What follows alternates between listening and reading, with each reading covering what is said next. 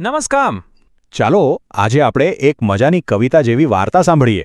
વાર્તાનું નામ છે બિલ્લીને આવ્યા ચક્કર. તો સાંભળવી છે એક જાડી બિલાડીની મજેદાર વાર્તા? ચાલો ત્યારે શરૂ કરીએ.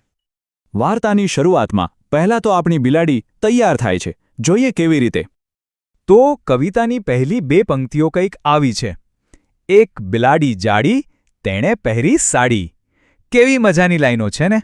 જુઓ, આ બે જ લીટીમાં કેટલી બધી માહિતી મળી ગઈ. એક તો આ વાર્તા એક બિલાડીની છે. બીજું એ કેવી હતી? જાડી, એટલે કે એકદમ ગોળમટોળ.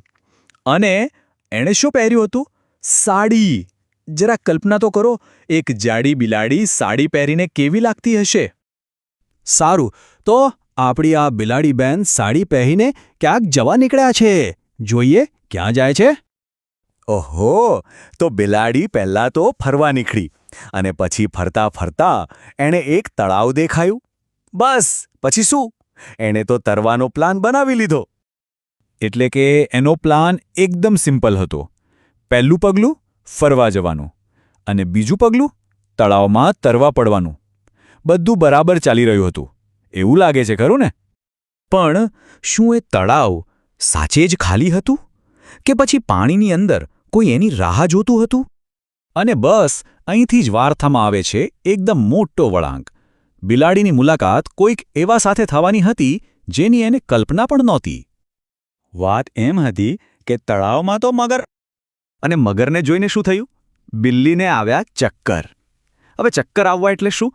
મતલબ કે એ બિચારી એટલી બધી ગભરાઈ ગઈ કે એનું માથું જ ભમવા લાગ્યું. એને સમજ જ ના પડી કે હવે શું કરવું.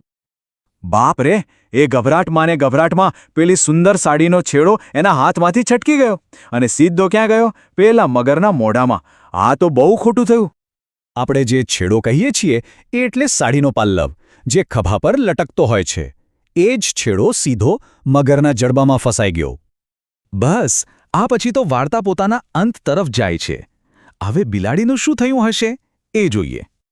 અને કવિતાની છેલ્લી અને સૌથી દુઃખદ લાઈન છે, મગર બિલ્લીને ખાઈ ગયો. અને બસ અહીંયા આ વાર્તા પૂરી થઈ ગઈ. એક જાડી બિલાડીની સફરનો આવો અંત આવ્યો. પણ એક મિનિટ, શું વાર્તાનો અંત હંમેશા આવો જ હોય? ચાલો જરા વિચારીએ. જો આ વાર્તા લખવાની તક આપણને મળી હોત તો એનો અંત કેવો હોત? શું બિલાડી કોઈક રીતે બચી શકી હોત કે પછી મગર સાથે દોસ્તી કરી શકી હોત? કલ્પનાની દુનિયામાં કોઈ પણ અંત શક્ય છે, ખરું ને? જરૂરથી વિચારજો.